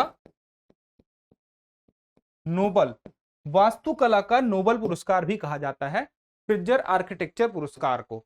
और फ्रांसिस केरे इसका मतलब क्या है? एक आर्किटेक्चर है, एक वास्तुकार है। अगला है, न्यूजीलैंड में आयोजित आईसीसी महिला क्रिकेट विश्व कप 2022 का विजेता कौन सा देश है? तो आईसीसी महिला क्रिकेट विश्व कप का विजेता है ऑस्ट्रेलिया। अब एक सवाल अगर यह आ जाए कि आईसीसी महिला क्रिकेट विश्व कप 2022 का आयोजन किस देश में हुआ था, तो आपको बताना है कि इसका आयोजन न्यूजीलैंड में हुआ था। विजेता कौन है? ऑस्ट्रेलिया। आयोजन कहां हुआ? न्यूजीलैंड में। ऑस्ट्रेलिया ने किसको हराकर विजेता की उपाधि हासिल की? तो आपको याद रहना चाहिए कि ऑस्ट्रेलिया का मुकाबला किससे हुआ था? इंग्लैंड से हुआ था। ठीक है, इंग्लैंड को हराकर ऑस्ट्रेलिया विश्व कप जीत सका, ऑस्ट्रेलिया की महिला टीम जीत सकी। अब इसमें एक बात याद रखनी है, एक खिलाड़ी का नाम एलिसा हेली। एलिसा हेली ने फाइनल में सर्वश्रेष्ठ प्रदर्शन अपना करते हुए, मतलब कि आज तक महिला विश्व कप के फाइनल में इतने अच्छा स्कोर किसी ने नहीं बनाया था जितना एलिसा हेली ने बनाया था। साथ में पूरे टूर्नामेंट में भी इन्होंने सबसे ज्यादा स्कोर बनाया, इसी वजह से इन्हें प्लेयर ऑफ द टूर्नामेंट का अवार्ड भी दिया गया। नाम क्या है? Alyssa Healy. किस देश की खिलाड़ी हैं? ऑस्ट्रेलिया की खिलाड़ी हैं। ठीक है, अब आगे बढ़ते हैं। आईपीएल के इतिहास में रिटायर्ड आउट होने वाले पहले खिलाड़ी कौन बने हैं आईपीएल के इतिहास में, यानी कि आज तक 2008 से आईपीएल चल रहा है, 2022 आ गया और पहली बार कोई रिटायर्ड आउट हुआ है, तो उस खिलाड़ी का नाम है रविचंद्र अश्विन। अब रविचंद्र अश्विन रिटायर्ड आउट हुए हैं, तो हमें यह भी जानना होगा कि आखिर यह रिटायर्ड आउट होता क्या है और यह किस प्रकार से पहली बार हुआ है और यह आगे अब हो सकता है कि नहीं, और इस तरह के जुड़े हुए कोई टर्म है कि नहीं। तो एक और शब्द होता है जिसे कहा जाता है रिटायर्ड हर्ट। रिटायर्ड हर्ट क्या होता है कि ऐसी परिस्थिति जैसे कि मान लीजिए कोई खिलाड़ी चोटिल हो गया और वह सक्षम नहीं है किसी वजह से बैटिंग कर पाने में, तो वह क्या हो जाएगा, रिटायर्ड हर्ट की श्रेणी में आएगा और वह मैदान से बाहर आ जाएगा और दूसरा खिलाड़ी आके खेल सकेगा। ऐसी परिस्थिति में क्या होता है कि वह दोबारा से जाकर के बैटिंग बाद में कर सकता है। लेकिन अब बात आती है रिटायर्ड आउट की। रिटायर्ड आउट वह परिस्थिति है जिसमें कोई खिलाड़ी स्वयं से अपने आप को उस मैदान से बाहर कर लेता है, यानी कि अगर वह बैटिंग कर रहा है तो वहां से वह चला जाए और बोले कि अब इससे ज्यादा मुझे नहीं खेलना है, मैं नहीं खेल पाऊंगा, तो उसे एक तरह का आउट ही माना जाएगा, उसे आउट के रूप में काउंट किया जाएगा। जैसे रिटायर्ड हर्ट में वह वापस खेलने बाद में आ सकता है, लेकिन रिटायर्ड आउट में नहीं आ सकता है। हर्ट में आ सकता है, आउट में नहीं आ सकता है। और ऐसा पहली बार रविचंद्र अश्विन ने किया है कि इन्होंने लगभग 19वें ओवर के आसपास ऐसा हुआ था कुछ आईपीएल में अभी हाल ही में, कि उन्होंने खेलते खेलते खुद को मैदान के बाहर कर लिया, यानी कि रिटायर्ड आउट होने वाले पहले खिलाड़ी बन गए आईपीएल के इतिहास के। अब यह रविचंद्र अश्विन किस टीम से उस वक्त खेल रहे थे, तो याद रखिएगा राजस्थान रॉयल्स से खेल रहे थे। राजस्थान रॉयल्स से जुड़ा हुआ एक तथ्य अभी आपको मैंने बताया भी था, उस पर भी चर्चा बाद में और की जाएगी। आगे आगे देखते हैं। हाल ही में संघ लोक सेवा आयोग यानी कि यूपीएससी का नया अध्यक्ष किसे नियुक्त किया गया है, तो डॉक्टर मनोज सोनी को यूपीएससी का नया अध्यक्ष नियुक्त किया गया है। यह बात आपको याद रखनी है। लेकिन बात आती है कि पहले अध्यक्ष कौन थे, तो पहले अध्यक्ष जो थे वह थे सर रॉस बारकर थे यूपीएससी के। पहले इसका नाम सिर्फ लोक सेवा आयोग था, फिर फेडरेशन लोक सेवा आयोग हुआ और उसके बाद 26 जनवरी 1950, कब से, 26 जनवरी 1950 से इसका नाम क्या हो गया, संघ लोक सेवा आयोग। नाम की बात हो रही है यहां पे, ठीक है। लेकिन स्थापना, भारत में लोक सेवा आयोग की स्थापना, वह तो नाम बदल गया, लेकिन स्थापना कब हुई, शुरुआत कब हुई लोक सेवा आयोग की, जिसे आज हम संघ लोक सेवा आयोग के नाम से जानते हैं, तो उसकी स्थापना हुई कब, 1 अक्टूबर 1926 में स्थापना हुई। ठीक है, आगे देखते हैं।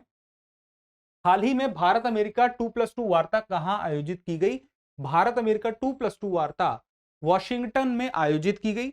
यह जो 2+2 वार्ता है, इसमें उच्च अधिकारी सचिव स्तर के या तो मंत्री, विदेश मंत्री, इस प्रकार से समकक्ष जो भी होते हैं दोनों देशों से, वो आपस में मिलके आपसी हितों पर वार्ता करते हैं। अब इस प्रकार की 2+2 वार्ता भारत की किन किन देशों के साथ चल रही है, तो आपको पता होना चाहिए अमेरिका, ऑस्ट्रेलिया, जापान और रूस के साथ चलती है। इसके बाद हाल ही में G20 शिखर सम्मेलन का समन्वयक किसे नियुक्त किया गया है, समन्वयक नियुक्त किया गया है हर्षवर्धन श्रृंगला को। ठीक है, किसका, G20 का शिखर सम्मेलन का समन्वयक नियुक्त किया गया है। अब आपको याद रखना है कि आपसे कभी कोई पूछ ले G20 का मुख्यालय कहां पे है, तो आप क्या बताएंगे, कहीं पे भी नहीं है इसका मुख्यालय। ठीक है, अभी फिलहाल तो यहां समन्वयक की बात आ रही थी, तो आपको याद रखना है हर्षवर्धन श्रृंगला। लेकिन अगर आपसे पूछ लिया जाए शेरपा किसे नियुक्त किया गया है, तो शेरपा पहले फिलहाल में कुछ समय पहले तक तो पीयूष गोयल थे, लेकिन अभी हाल ही में अमिताभ कांत को, किसे, अमिताभ कांत को नियुक्त किया गया है। और अमिताभ कांत जो है कौन है, ये पहले नीति आयोग के पूर्व सीईओ हैं और फिलहाल शेरपा हैं किसके, G20 के। अब यहां पे एक शब्द आता है ट्रोइका। इस शब्द के बारे में आपको याद रखना है कि यह ट्रोइका आखिर होता क्या है। ट्रोइका का सीधा सीधा मतलब यह होता है कि G20 में एक कोई अध्यक्ष इस साल बनेगा, यानी कि इस साल मान लीजिए कोई एक अध्यक्ष है, कोई आने वाले साल में अध्यक्ष होगा और कोई बीते हुए साल में अध्यक्ष था, तो उनके बीच में कार्य जो G20 के जितना कार्य चल रहा है, तो अध्यक्ष चूंकि बदलते जा रहे हैं लेकिन कार्य तो चल ही रहा है, तो उसके बीच में समन्वय बनाने के लिए एक ट्रोइका का गठन किया जाता है, जिसमें कि पिछला अध्यक्ष, वर्तमान अध्यक्ष और आने वाला अध्यक्ष, इन तीनों देशों का एक ट्रोइका बनता है, जिससे आपस में ये संवाद कर सकते हैं, चीजों को समझ सकते हैं और एक दूसरे से अच्छे से उसे आगे बढ़ा सकते हैं। तो फिलहाल बात की जाए तो अभी G20 का अध्यक्ष कौन है? इंडोनेशिया है। ठीक है, इंडोनेशिया के पहले अध्यक्ष कौन था? इटली था। और आने वाले समय में 1 दिसंबर 2022 से इसका अध्यक्ष कौन हो जाएगा? भारत हो जाएगा। और भारत पहली बार वर्ष 2023 में पहली बार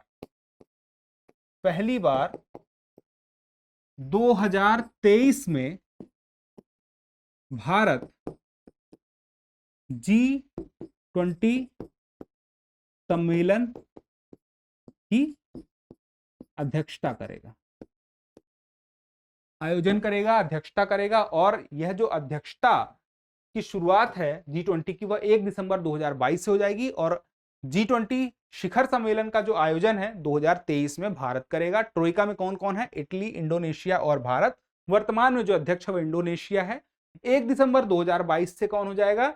भारत हो जाएगा। ठीक है, आगे देखते हैं। भारतीय सिविल सेवा दिवस मनाया जाता है कब? 21 अप्रैल को मनाया जाता है। ठीक है, आगे देखते हैं। उड़ान एक मजदूर बच्चे की पुस्तक के लेखक कौन है? इस पुस्तक के लेखक हैं मिथिलेश तिवारी। चर्चित पुस्तक है, इसलिए इस पे सवाल बन सकता है। आगे देखते हैं। हाल ही में भारत के किन 2 शहरों को संयुक्त राष्ट्र खाद्य और कृषि संगठन, किसकी बात हो रही? संयुक्त राष्ट्र खाद्य और कृषि संगठन तथा आर्बर डे फाउंडेशन द्वारा tree cities of the world 2021 के रूप में मान्यता दी गई है।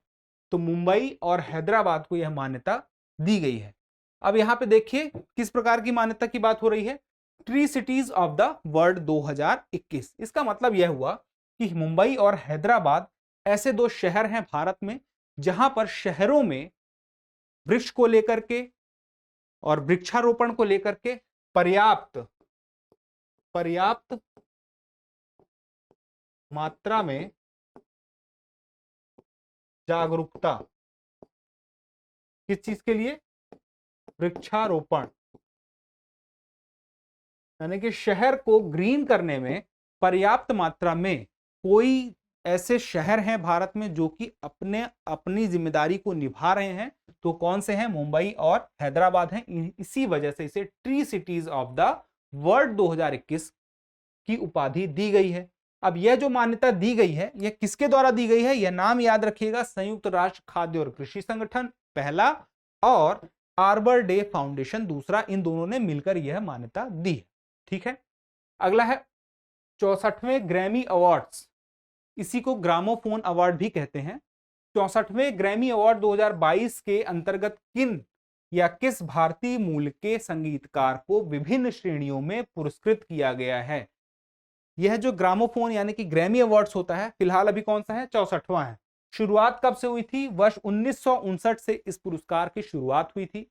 आपको याद रखना है कि 2022 के ग्रैमी अवार्ड में 2 ऐसे भारतीय मूल के लोग हैं जिन्हें यह अवार्ड मिला है। एक तो फाल्गुनी शाह है और दूसरा रिकी केज है। रिकी केज को पहले भी मिल चुका है और यह दूसरी बार मिला है। ठीक है, आगे देखते हैं।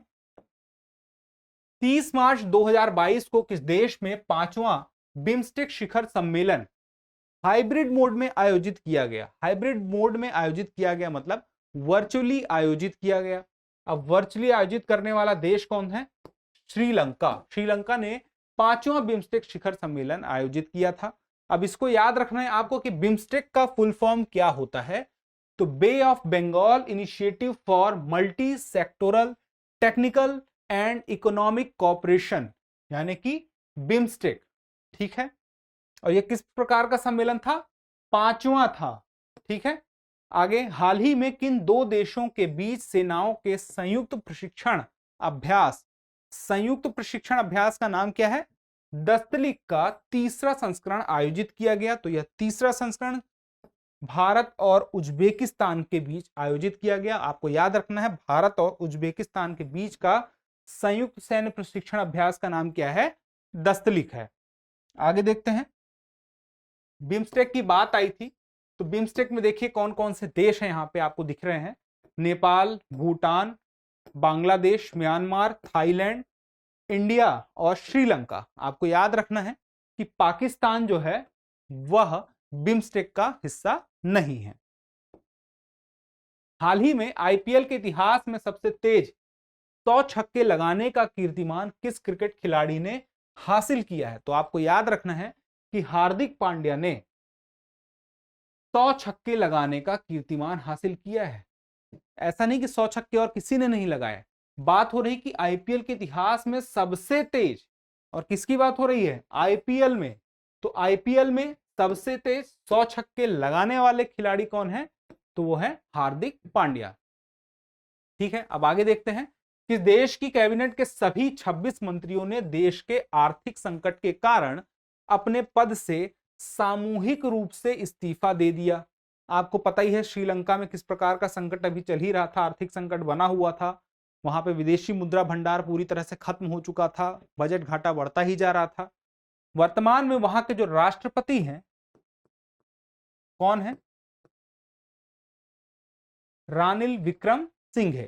ठीक है, हाल ही में किस राज्य में जलमार्ग कॉन्क्लेव 2022 का आयोजन किया गया है? तो आपको याद रखना है, आंध्र प्रदेश में जलमार्ग कॉन्क्लेव 2022 का आयोजन किया गया है।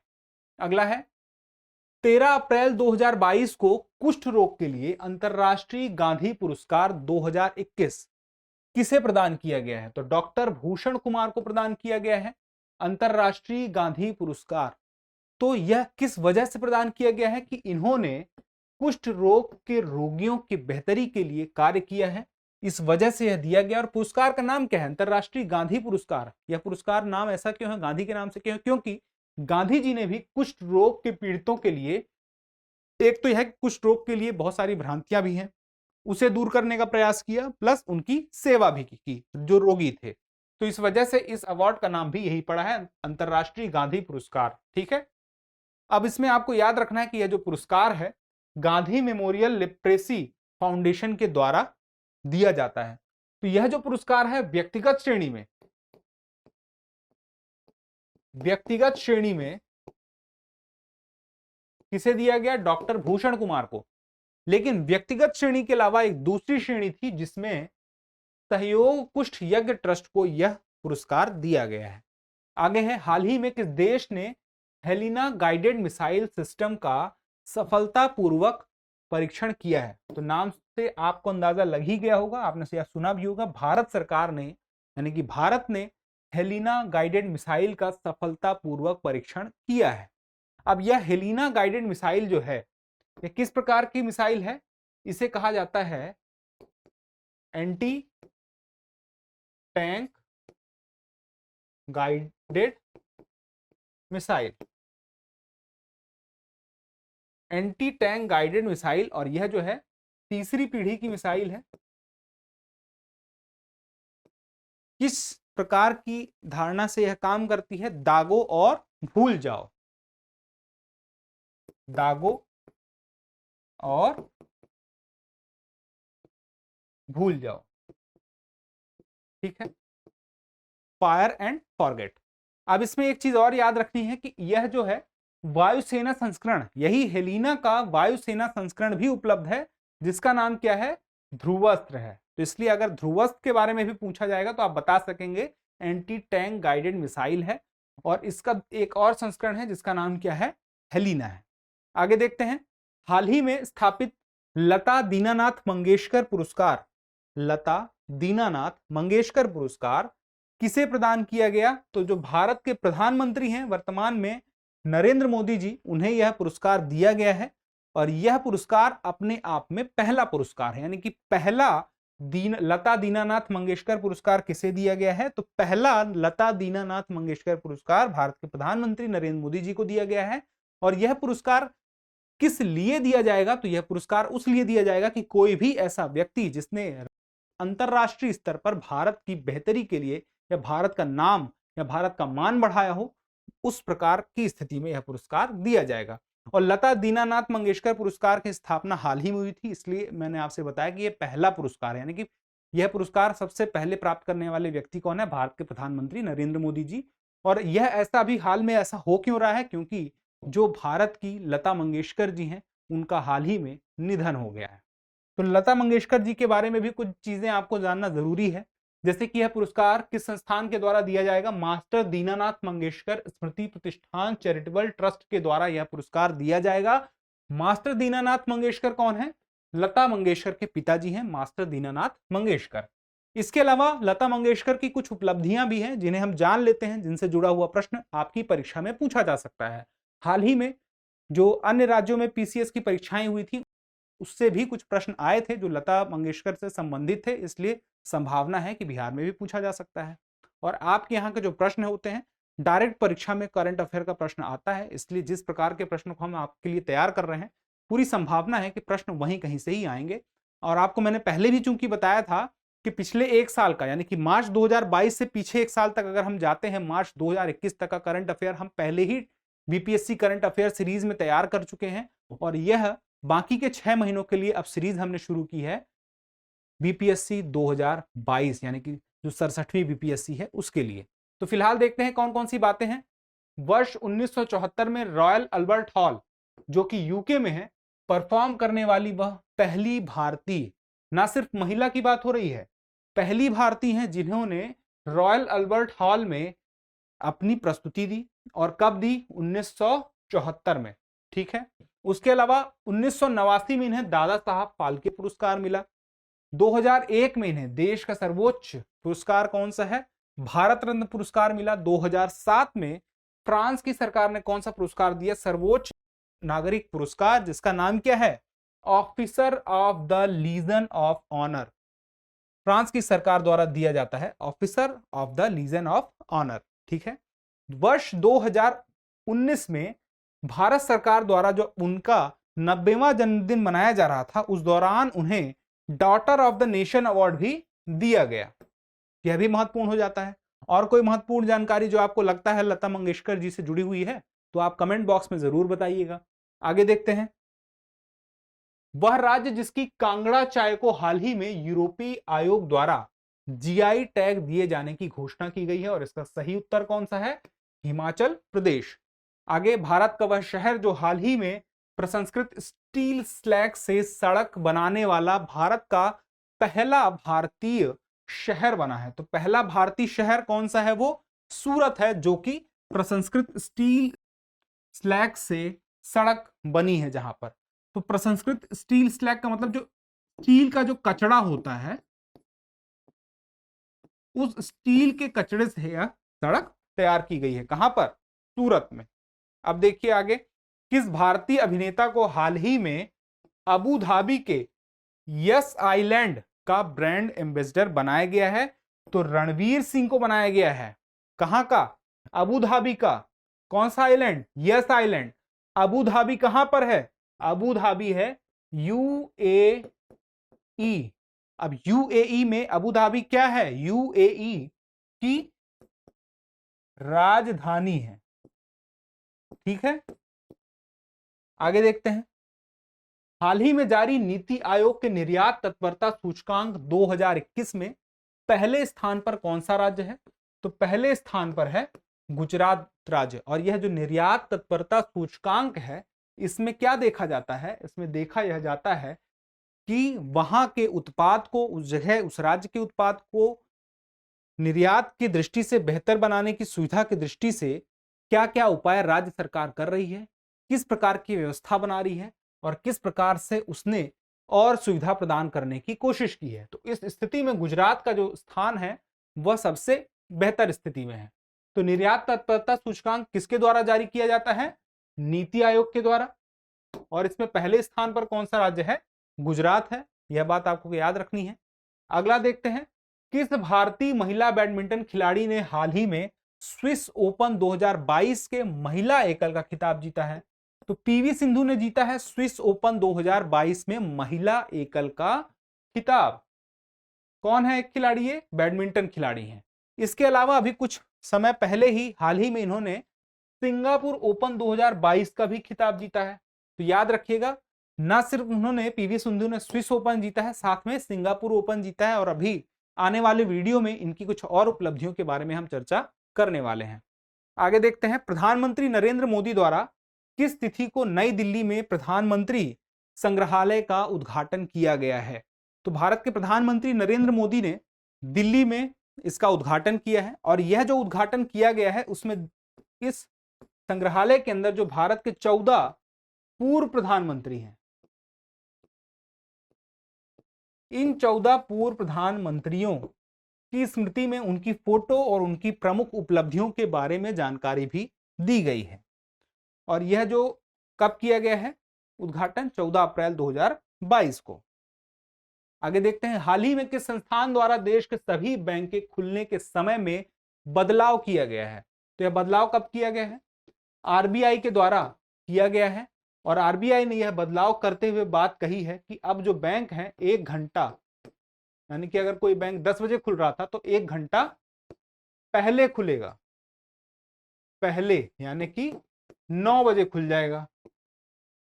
बंद होने के टाइम की बात नहीं की गई है, 1 घंटा पहले खुलने की बात की गई है। मतलब जो बदलाव हुआ है वह सुबह जल्दी खुलने के बारे में हुआ है। अब आपको याद रखना है कि आरबीआई ने ना सिर्फ 1 घंटा बैंक को पहले खुलने का निर्देश दिया है, साथ में उन्होंने यह भी कहा है कि बैंकों के द्वारा कार्डलेस ट्रांजैक्शन की सुविधा भी उपलब्ध कराई जाए। यानी कि अभी तक एटीएम मशीन, जब एटीएम मशीन में कोई जाता था वहां पर उसे कार्ड लगाना होता था और उसके बाद वह पैसे निकाल सकता था अपना पिन कोड डालकर। अभी यह सुविधा प्रदान की जाने की बात कही गई आरबीआई के द्वारा कि कार्डलेस कैश, बिना कार्ड के जाते हुए भी आप ओटीपी वगैरह के माध्यम से वहां से पैसे निकाल सकें। आगे है, हाल ही में भारत के प्रधानमंत्री ने जामनगर में WHO global centre for traditional medicine की आधारशिला रखी है। अब यह ट्रेडिशनल मेडिसिन की आधारशिला, इसको फिर से पढ़िए, जामनगर में WHO global centre for traditional medicine की आधारशिला रखी है। ठीक है, रिपीट हो गया, प्रश्न में गलती थी। मुख्य बात यह थी कि किस स्थान पर यह आधारशिला रखी गई है, तो जामनगर में रखी गई है। अब बात क्या है, WHO global centre for traditional medicine, और यहां पे एक शब्द आता है ट्रेडिशनल मेडिसिन, जैसे कि आयुर्वेदिक, आयुर्वेदिक दवाइयां। अब आयुर्वेदिक दवाई जो है इसके लिए पर्याप्त शोध हो सके, किस प्रकार से यह लाभदायक हो सकती है मानव समाज के लिए, इंसान के लिए, और उसके लिए प्रॉपर शोध हो सके, वैश्विक स्तर पर अपने आप में यह पहला इस प्रकार का सेंटर खोला गया है। अब यहाँ पे एक शब्द आया है किसका, WHO नाम का। इस WHO के बारे में भी जान लेते हैं क्योंकि यह बहुत चर्चा में था। WHO की स्थापना 7 अप्रैल 1948 में हुई थी। और 7 अप्रैल को स्पेशली इसलिए मेंशन किया जा रहा है कि ये 7 अप्रैल वही दिन है जिस दिन हम विश्व स्वास्थ्य दिवस के रूप में मनाते हैं। कब मनाते हैं? 7 अप्रैल को। 1948 में स्थापना हुई थी और कहां पे हुई थी? जिनेवा में हुई थी। जिनेवा कहां पे है? स्विट्जरलैंड में है। ठीक है, आगे देखते हैं। अप्रैल 2022 में जारी राज्य ऊर्जा और जलवायु सूचकांक में शीर्ष स्थान पर कौन सा राज्य है? तो गुजरात जो है शीर्ष स्थान पर है।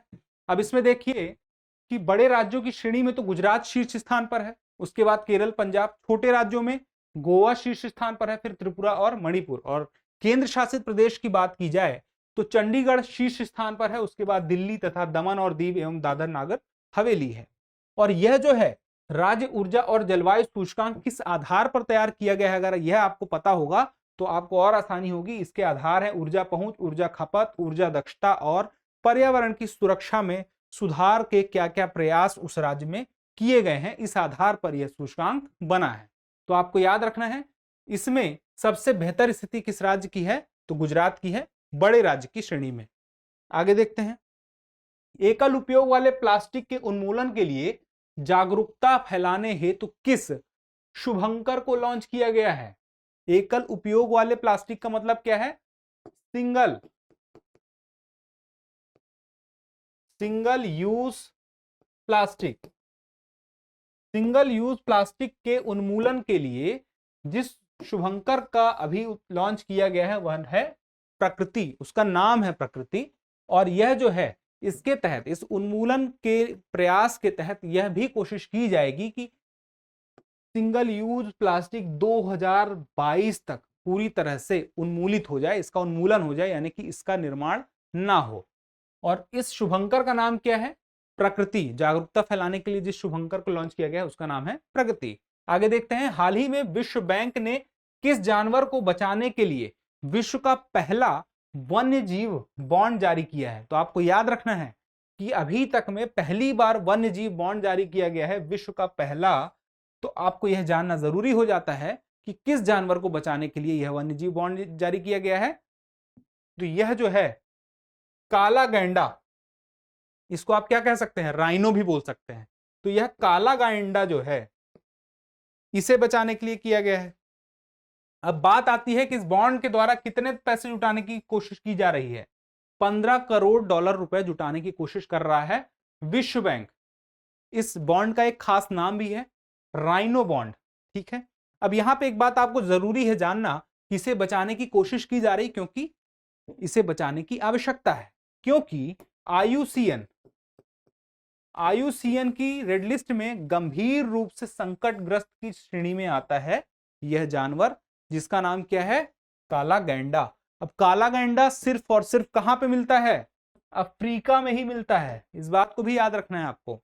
आगे देखते हैं, हाल ही में भारतीय सेना के 29वें सेनाध्यक्ष बने हैं। तो 29वें सेनाध्यक्ष कौन बने हैं? जनरल मनोज पांडे। और इसके पहले कौन थे? तो इसके पहले थे मनोज मुकुंद नरवणे। आगे देखते हैं, केंद्र सरकार के प्रमुख वैज्ञानिक सलाहकार हैं। तो केंद्र सरकार के प्रमुख वैज्ञानिक सलाहकार अजय कुमार सूद हैं, जो कि एक भौतिक विज्ञानी हैं। यह भारत सरकार को सलाह देंगे विज्ञान से संबंधित किस प्रकार के कार्य या शोध या अन्वेषण या लक्ष्य निर्धारित किए जाएं, उससे संबंधित सलाह देने वाले व्यक्ति होंगे अजय कुमार सूद। अजय कुमार सूद के पहले कौन थे? जीव विज्ञानी थे के विजय राघवन।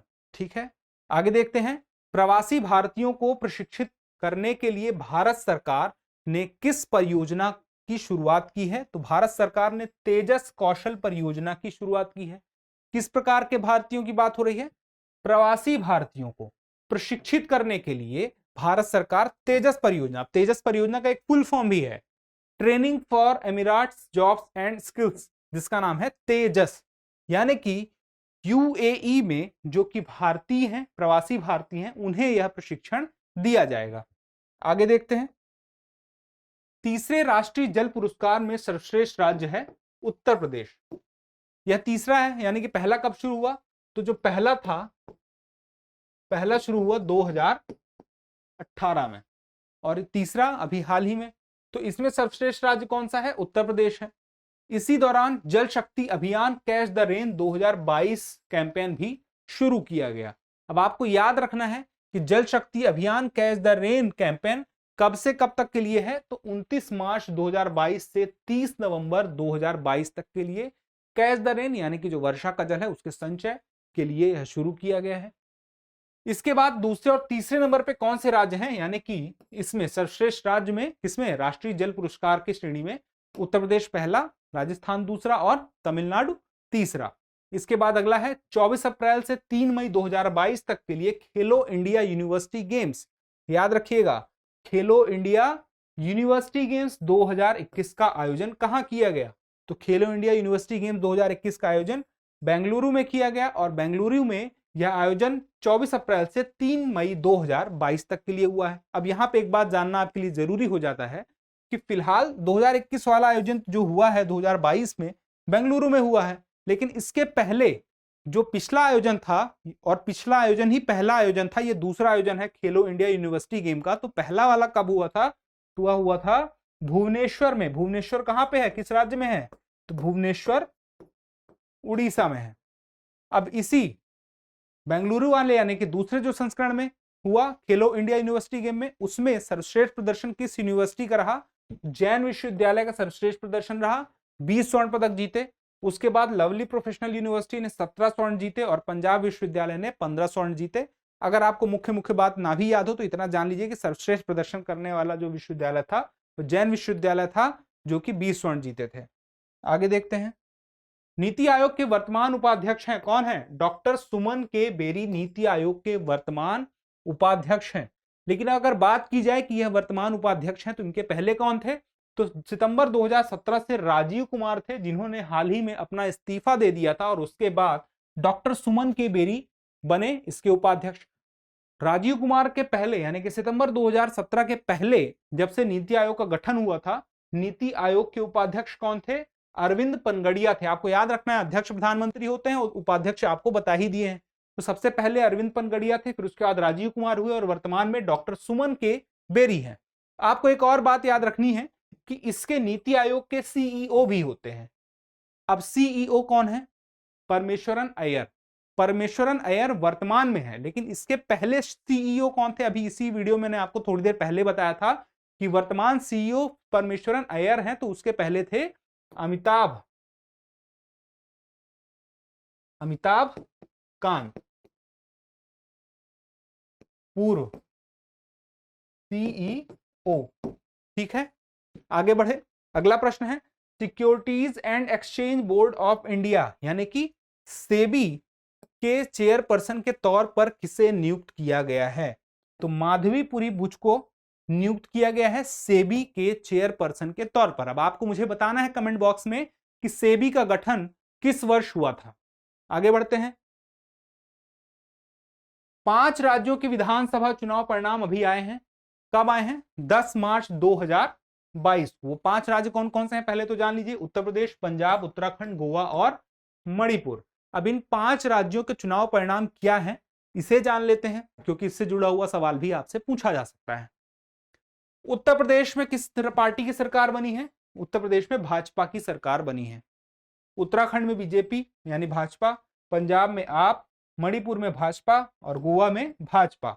अब देखते हैं सीटों की संख्या कितनी है विधानसभा सीटों की, और विजेता पार्टी ने कितनी सीटें जीती हैं और मुख्यमंत्री वहां के कौन है। उत्तर प्रदेश में 403 विधानसभा सीटों में 255 विधानसभा सीटें भाजपा ने जीती हैं और यहां के मुख्यमंत्री कौन है? योगी आदित्यनाथ। उसके बाद उत्तराखंड के मुख्यमंत्री कौन है? पुष्कर सिंह धामी, बीजेपी के हैं और बीजेपी ने 70 में से 47 सीटें जीती हैं। उसके बाद पंजाब में 117 में से 92 सीटें आम आदमी पार्टी यानी कि आपने जीती हैं और उसके मुख्यमंत्री कौन है? भगवंत मान। उसके बाद मणिपुर में 60 में से 32 सीटें भाजपा ने जीती हैं और इसके मुख्यमंत्री कौन है? एन बीरेन सिंह, बीजेपी से ही होंगे ऑब्वियसली। उसके बाद गोवा में 40 में से 20 सीटें जिसने जीती हैं उसका नाम है बीजेपी और बीजेपी के सीएम कौन है? प्रमोद सावंत, जो कि गोवा के सीएम है यानी कि बीजेपी के नेता और गोवा के सीएम। इससे जुड़ा हुआ प्रश्न भी आपकी परीक्षा में पूछा जा सकता है। आगे देखते हैं। दुनिया का सबसे ज्यादा प्रतिबंध झेलने वाला देश कौन सा है? रूस है सबसे ज्यादा प्रतिबंध झेलने वाला। रूस के बाद ईरान, सीरिया, उत्तर कोरिया। फिलहाल रूस किस वजह से प्रतिबंध झेल रहा है? आपको पता ही है कि उसने यूक्रेन पर हमला कर दिया था, इस वजह से दुनिया के कई देश उस पर प्रतिबंध लगाए पड़े हैं। अगला है, वर्तमान में फाइनेंशियल एक्शन टास्क फोर्स यानी कि FATF ने पाकिस्तान को किस लिस्ट में रखा है? तो पाकिस्तान को ग्रे लिस्ट में रखा है और इस ग्रे लिस्ट में रखने के पीछे की वजह क्या है? तो आपको पता होना चाहिए कि FATF अगर किसी देश को ग्रे लिस्ट में रखती है, इसका मतलब यह हुआ कि उस पर मनी लॉन्ड्रिंग और टेरर फाइनेंसिंग का आरोप लगा हुआ है और ऐसी चिंता है कि वह इस पे संलग्न है और इसकी जांच भी साथ साथ चल रही है। हाल ही में एयर इंडिया का चेयरमैन किसे नियुक्त किया गया है? आपको पता होना चाहिए कि एयर इंडिया का अधिग्रहण अभी टाटा ग्रुप ने कर लिया है। अब टाटा ग्रुप ने इसका अधिग्रहण कर लिया तो चेयरमैन की भी जरूरत पड़ेगी, तो चेयरमैन के तौर पर एन चंद्रशेखरन को नियुक्त किया है। एन चंद्रशेखरन एयर इंडिया के नए चेयरमैन हैं। ठीक है, इसके बाद टाटा ग्रुप के पास 3 ऐसे संस्थाएं हैं, जैसे कि एक एयर इंडिया है, उसके बाद विस्तारा एयरलाइंस है और एयर एशिया है जो कि फ्लाइंग से संबंधित हैं। तो आपको याद रखना है एयर इंडिया का अभी अधिग्रहण कर लिया है, उसके पहले से टाटा ग्रुप के पास विस्तारा एयरलाइंस भी थी और एयर एशिया एयरलाइंस भी थी। इसी के साथ आज का वीडियो यहीं पे खत्म होता है। इस सेशन में हमने लगभग 2 महीने का करंट अफेयर कवर करने का प्रयास किया है और अभी आने वाले 2 वीडियो में कुल 4 और महीनों का हम करंट अफेयर कवर करेंगे। इस प्रकार से 1 साल का करंट अफेयर तो हमने पहले ही बीपीएससी सीरीज में कवर कर लिया था और 6 महीने का करंट अफेयर इस सीरीज के साथ भी पूरा हो जाएगा। तो 1.5 साल का करंट अफेयर आपके लिए सफिशिएंट होगा।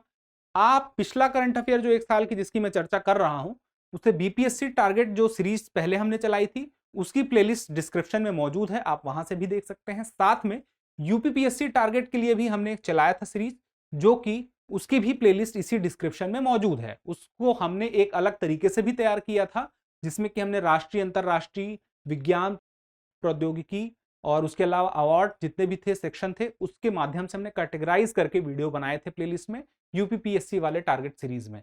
तो आप वहां से भी जाके करंट अफेयर को देख सकते हैं, रिवाइज कर सकते हैं और आने वाले 2 वीडियो के लिए बने रहिए। जल्द ही मिलते हैं अगले वीडियो में, तब तक के लिए स्वस्थ रहें, मस्त रहें, पढ़ते रहें। धन्यवाद।